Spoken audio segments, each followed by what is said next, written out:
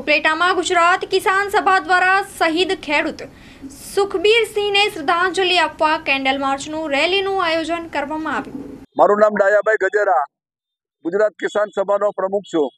દિલ્હીની બોર્ડર ઉપર સંયુક્ત કિસાન મોરચા દ્વારા ખેડૂતોની માંગણી માટેનું જે આંદોલન ચાલે છે એ આંદોલન આજે 12મા દિવસે પહોંચ્યું છે, છતાં કેન્દ્ર સરકાર એ અંગે કોઈ યોગ્ય કાર્યવાહી કરતી નથી અને ખેડૂતોની માંગણી સંતોષવા માટે કોઈ આપતા નથી।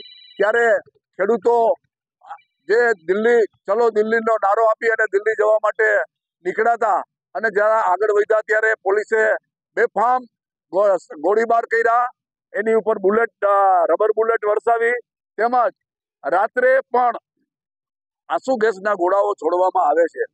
સરકારે ખેડૂતોને કોઈ ગુનેગાર નથી, ખેડૂતો કોઈ આતંકવાદી નથી, ખેડૂતો સાથે સમજૂતી કરી અને ખેડૂતોની વ્યાજબી માંગ છે એ માંગ ખેડૂતોની સંતોષવી જોઈએ। એ જ ખેડૂતોનો જે યોગ્ય સવાલ છે એનો નિકાલ કરવો જોઈએ અને સરકારે કોઈ પણ જાતના દમન કાર્યવાહી રોકવી જોઈએ। દમન કાર્યવાહીથી ઉલટાના ખેડૂત આંદોલન મજબૂત બનશે।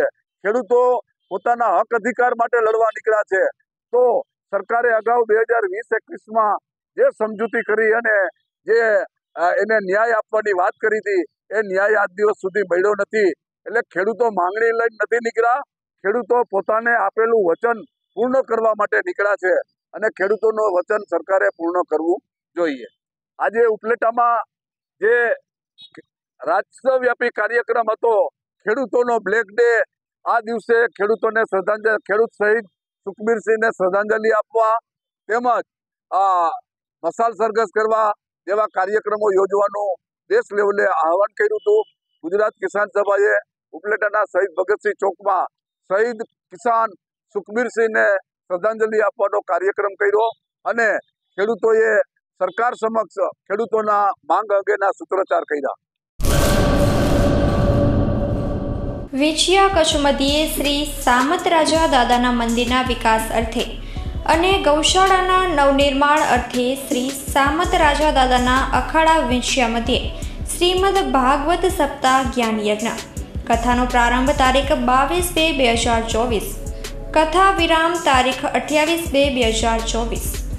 શ્રી સામત રાજા દાદાનો અખાડો શ્રીમદ ભાગવત સપ્તાહ જ્ઞાન યજ્ઞના વક્તા શ્રી ભરતદાસજી બાપુ ગોંડલિયા, ભાવનગર વાળા। સુમધુર પ્રસંગો।